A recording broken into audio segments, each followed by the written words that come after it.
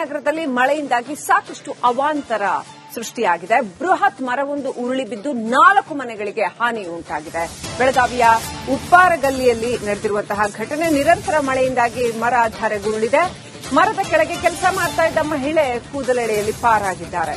ಶಹಾಪುರ ಠಾಣಾ ವ್ಯಾಪ್ತಿಯಲ್ಲಿ ಪ್ರಕರಣ ನಡೆದಿದೆ.